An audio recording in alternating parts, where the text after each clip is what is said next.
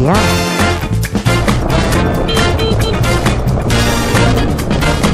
It's got pedals.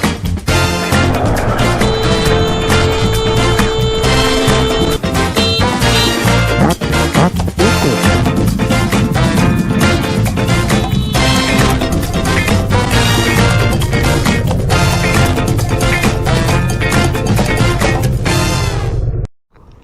Okay, and that's how e-bike battery is kind of like rocket science.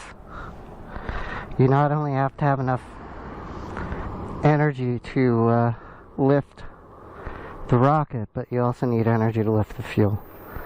So a certain amount of your fuel is there just to carry your fuel, sort of. It becomes more true the more verticality you introduce to your ride.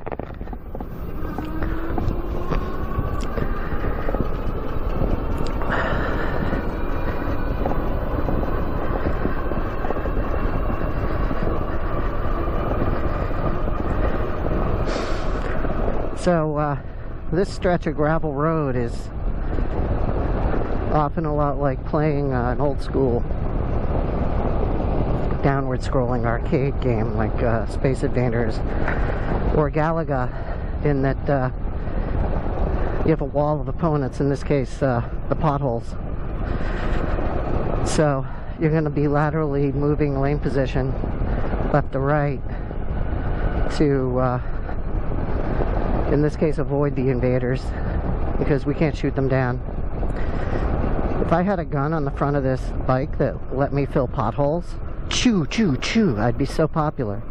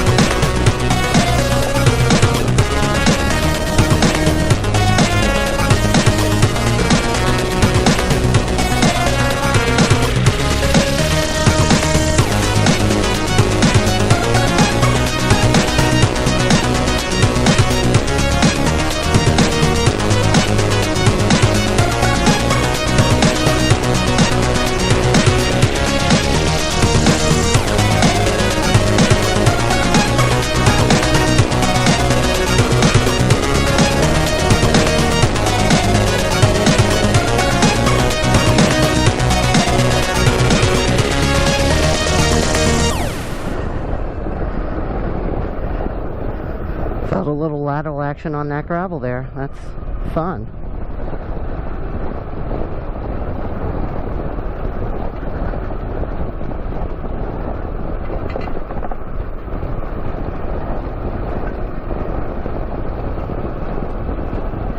So again, we're running mission commands.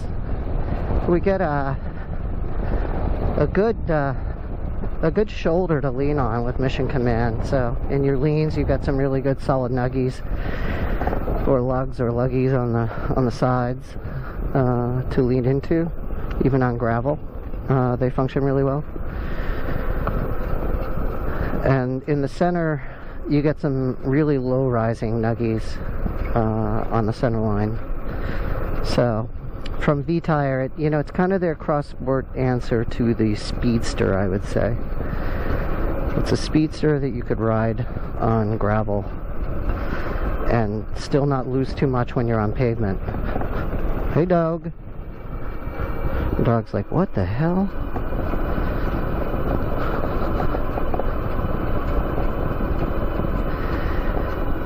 And what's happened to my set, they only have like maybe half a season's wear, I think. It can't be much more than 500 miles on them. And the rear one, obviously that one wears out faster, but the center part, they just don't have enough of a strong center grip bead to begin with, because it's meant to kind of ride flat. So when those center lugs start to go thin, you start feeling a little balloon tire like back there. So they got to be replaced either with another set of mission commands or rotated, which is almost as much of a hassle as replacing them, except for the price of the tires. Or upgraded.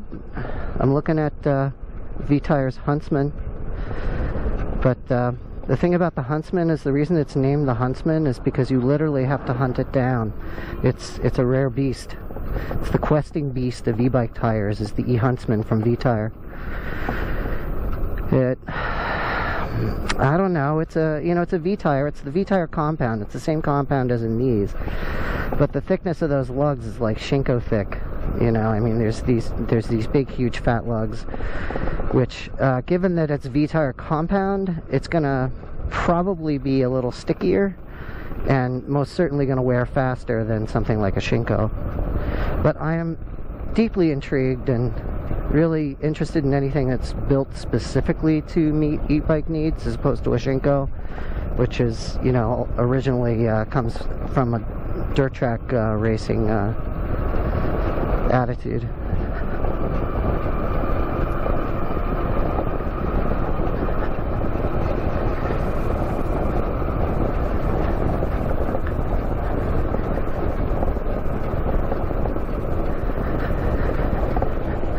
Oh, this is so nice. I just love it up here. So that's the wetlands that supports Gillette Pond over to the left. That's the Richmond Popo.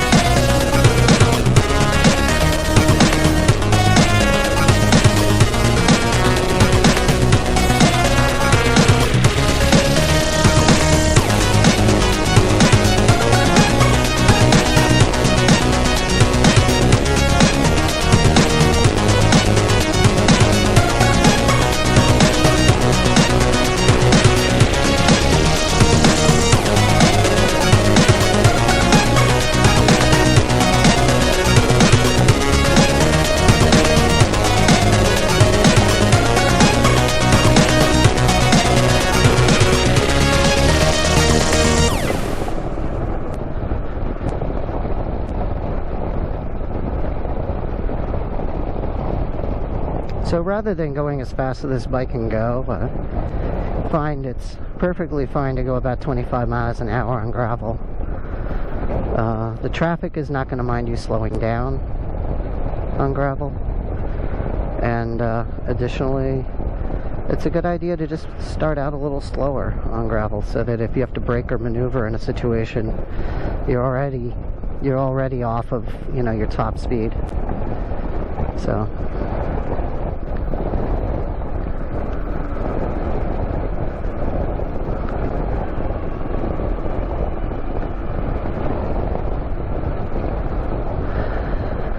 and given a choice, you almost always want to maneuver rather than brake. Well, yeah, actually, I don't know. I shouldn't talk. I'm the one that wiped out on gravel. I'm not the one that knows the best way to ride on gravel. I respect gravel. Having been broken and reforged by gravel, I respect it, because I have picked it out of my body.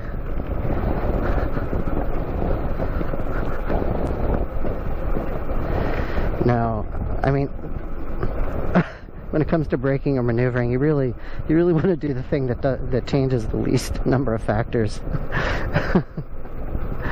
You know, if a slight change in the steering or a slight change in the speed is going to improve things, by all means. But when things go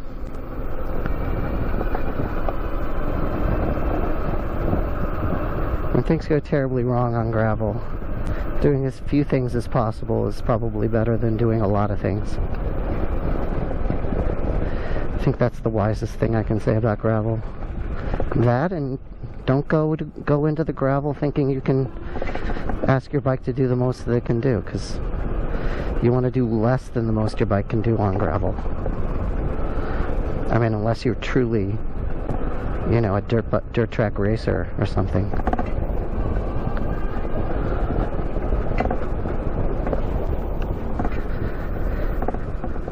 All right. So we're in the sleepy town of Huntington, and we're just going to pop across the street here to say hello to Jake's. This being Vermont, this store was known as Jake's by everybody who would pick up stuff here, and sadly it's gone, but at least Huntington has a remaining surviving store down here.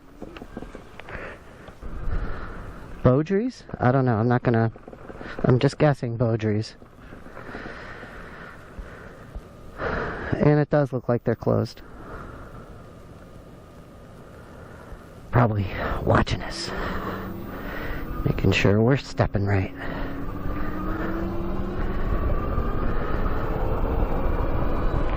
There's a park and ride there somewhere.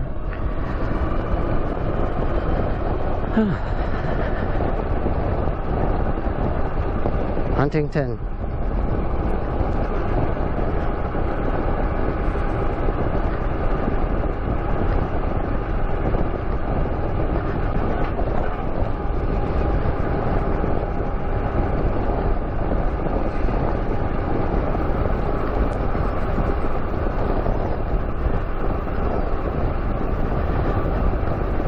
No passing zone, that's a good idea. So this is no passing in here, huh? Because of the blind curve.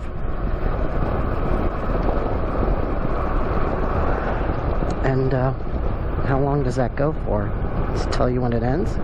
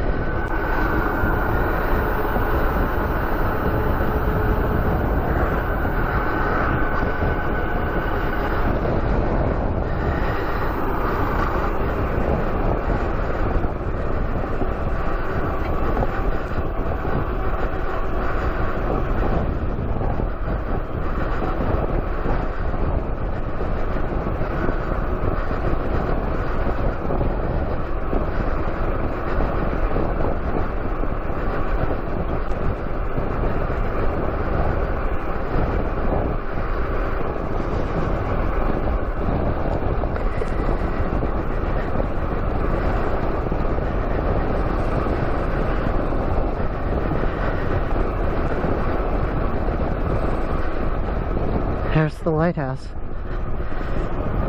Many ships used to go to ground in that area before we had that put in by the town. Really solved the problem.